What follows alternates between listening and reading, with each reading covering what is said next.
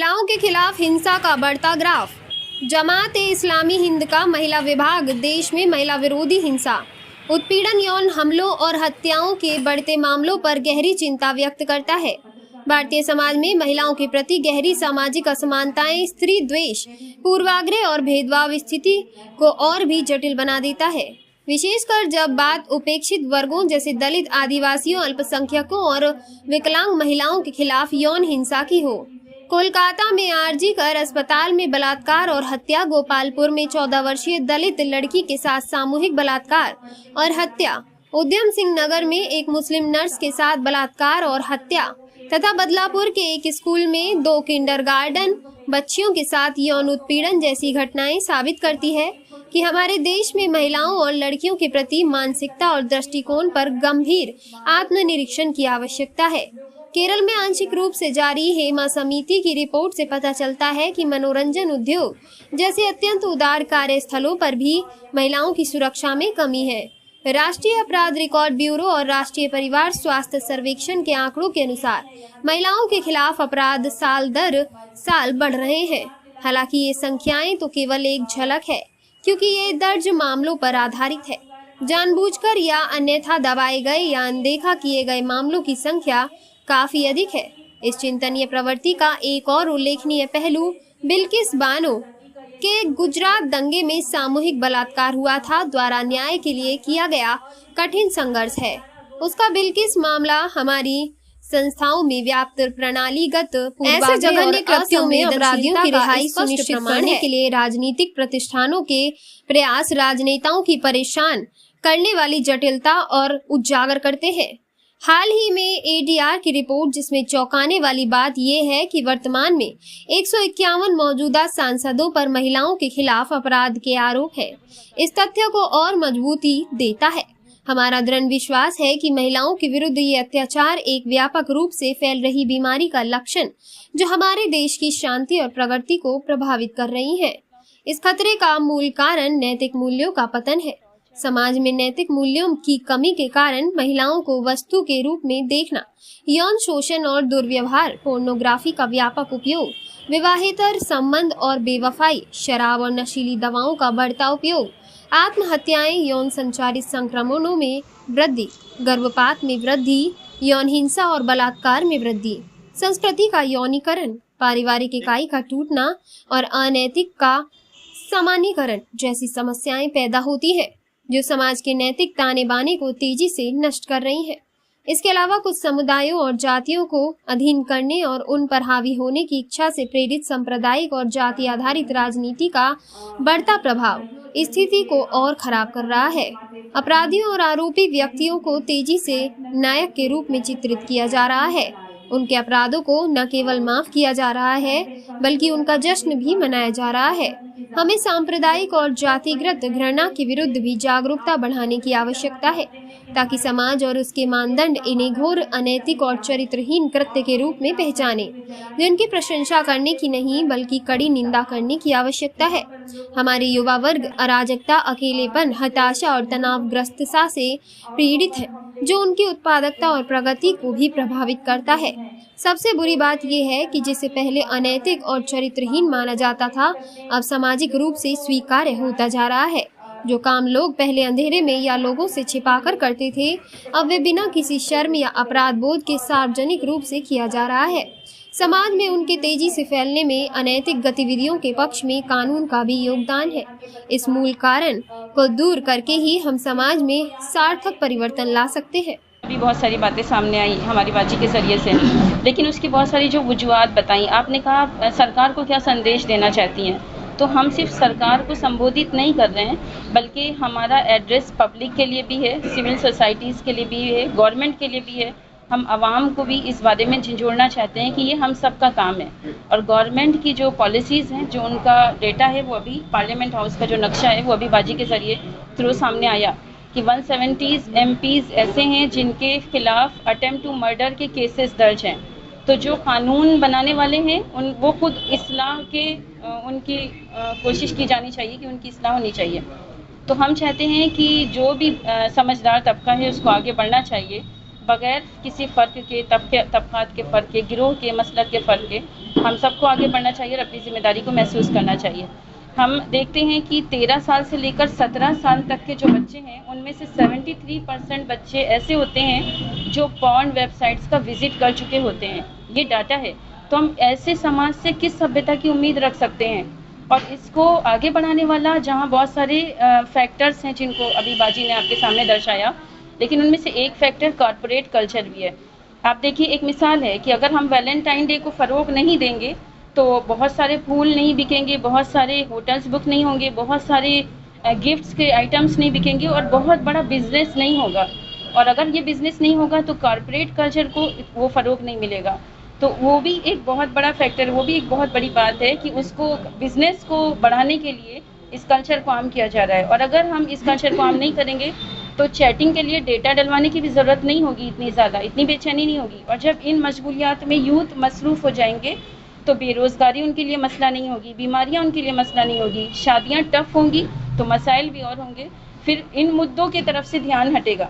यानी एक शख्स, एक लड़की बेरोज़गार आदमी के होते हुए भी उसको कबूल करने को तैयार है। एक लड़की एकदम बेकार शख्स के साथ भी एक भाग जाने को और मॉरल वैल्यूज़ को टच करने को तैयार है, छोड़ने को तैयार है। तो अगर हम इस कॉर्पोरेट जो कल्चर है वो भी एक बहुत बड़ा एक ज़िम्मेदार है, जहाँ और भी बहुत सारी बातें सामने आई, वहाँ एक ये भी चीज़ है। किस तरह से आप लोगों को आगाह करेंगे? कुछ प्लान वगैरह बताएँ आप? हम हर तबके में, हर समाज में हम उम्मीद भी करते हैं कि वो लोग हमारा साथ देंगे और दे भी रहे हैं अल्हम्दुलिल्लाह।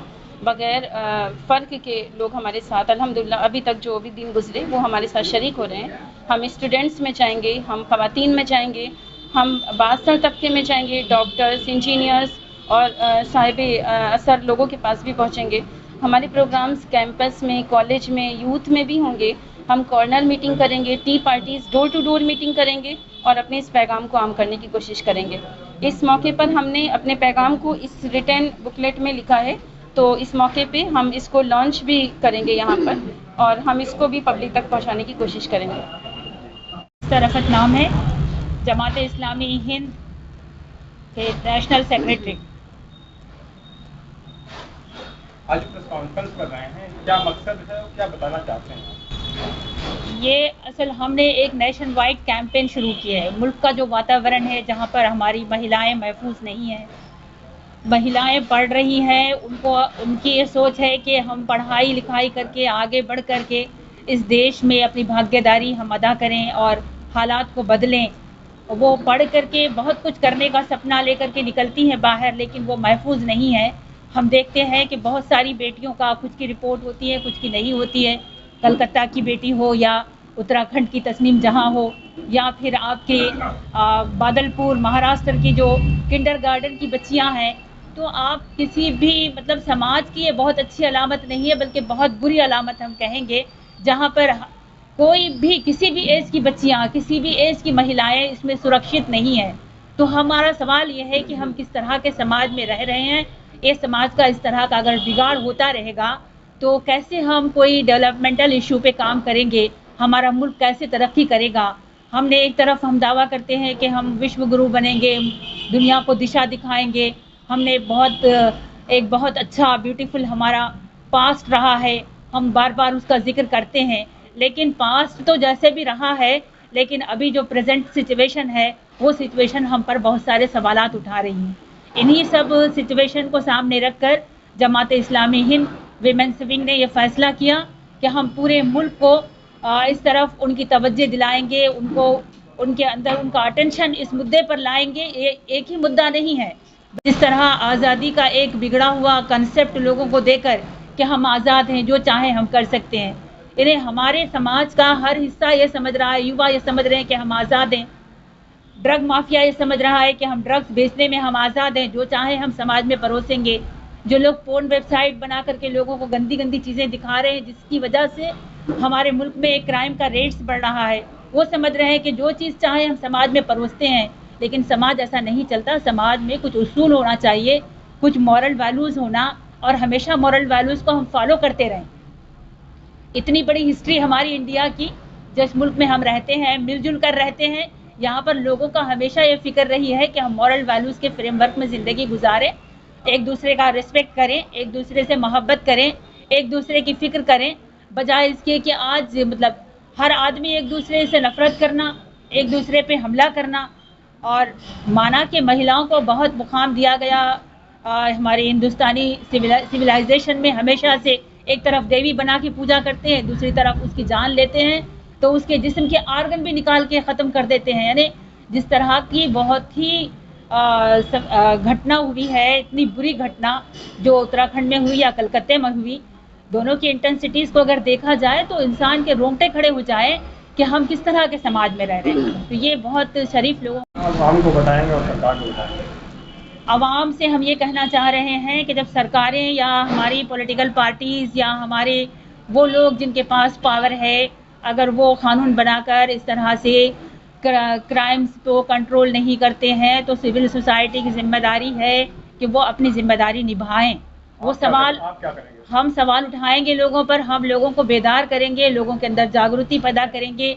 दूसरी तरफ हम इस मुल्क का जो सोचने समझने वाला तबका है उनको भी हम ये बात समझाएंगे कि आप देखिए कि ये बहुत ऑथेंटिक बात है, इसकी रिपोर्ट भी शाया हो चुकी है कि हमारे मुल्क की जो पार्लियामेंट की आधे पार्लियामेंटेरियंस हैं, उन्होंने जो अपना रिकॉर्ड दाखिल करना होता है, सबमिट करते हैं, उसमें उन्होंने इस बात को माना है कि आधे से ज़्यादा यानी 251 पार्लियामेंटेरियंस पर हमारे इस मुल्क में जिन पर कानून बनाने की जिम्मेदारी है, उन्होंने इस बात को माना है कि उनका क्रिमिनल रिकॉर्ड ख़राब है, उन पर केसेस चल रहे हैं, उसमें हर तरह के केसेस हैं, रेप के केसेस भी हैं। तो हम ये बताना चाह रहे हैं कि क्या हम किसी एक बहुत बड़ी डेमोक्रेसी है हमारे मुल्क की, इस डेमोक्रेटिक कंट्री में जो सिलेक्शन का तरीका है, हम उसमें क्या अच्छे लोगों को नहीं चुन सकते? हम ऐसे लोगों को वोट देकर पार्लियामेंट में भेजेंगे तो इस तरह किसी तरह का कानून बनेगा? कानून का इम्प्लीमेंटेशन क्या होगा? ये सब सवालात अपनी जगह पर है। हम मीडिया से ये बात कहना चाहेंगे कि मीडिया जो हमारे असल मुद्दे हैं, रियल मुद्दे हैं, इस मुल्क में लेडीज़ की सिक्योरिटी को लेके बहुत क्रिटिकल सिचुएशन है, तो मीडिया की भी जिम्मेदारी है कि वो बहुत कड़े सवाल हुकूमत पर उठाए कि जो कानून हमारे पास बना हुआ है, कानून नहीं है ऐसी बात नहीं है, कानून बना चुके हैं, लेकिन कानून का इम्प्लीमेंटेशन नहीं होता। कानून का इम्प्लीमेंटेशन नहीं होता। जो क्रिमिनल्स हैं उनको हमने देखा, बिल्किस बानो केस में जो क्रिमिनल्स हैं उनको अदालत ने माना है कि ये क्रिमिनल्स हैं, उन्होंने किया है, उसके बावजूद कुछ ताकतें उनको जेल से ज़मानत दिलवाती हैं। इतना ही बस नहीं होता, ज़मानत दिलवा के बाहर लाते हैं, बाहर लाने के बाद मिठाई और मालाओं से उनका स्वागत होता है। तो देश हमारा किस तरफ जा रहा है, ये सवाल सबसे उठाना है और लोगों के ज़मीर को झिझोड़ना है। तो हम इसके लिए पब्लिक प्रोग्राम्स करेंगे, लोगों के दरमियान आर्टिकल्स वगैरह अखबारात में लिखवाएंगे और लिखवा कर लोगों तक मैसेज उस माध्यम से भी पहुंचाएंगे। प्रेस कॉन्फ्रेंस के ज़रिए से हमारी मीडिया बरादरी को पूरे मुल्क में, हर मुल्क में बहुत बड़े पैमाने पर लेडीज़ कॉन्फ्रेंसेस हो रही हैं। तो मीडिया की भी जिम्मेदारी बनती कि अगर कुछ लोग एक अच्छा एजेंडा लेकर आगे बढ़ते हैं तो मीडिया की जिम्मेदारी है कि वो इस चीज़ को आगे बढ़ाएं और लोगों को जिम्मेदारी याद दिलाने का काम करें। सरकार से भी सवाल करें कि उनकी बेसिक जिम्मेदारी इस मुल्क में सिक्योरिटी की है, इस मुल्क में पीस एंड डेवलपमेंट की जिम्मेदारी है। वो जिम्मेदारी अदा नहीं करके यहाँ की रिलीजियस कम्युनिटीज़ के बीच में हेट स्पीचेस के ज़रिए से नफ़रत फैलाना, ये उनका काम नहीं है। तो सही एजेंडे पे लाना, उनको सही दिशा दिखाना, हम समझते हैं कि मीडिया के हमारे भाइयों के पास, बहनों के पास बड़ी ताकत है। वो चाहे तो वो मुल्क को सही दिशा दिखा सकते हैं।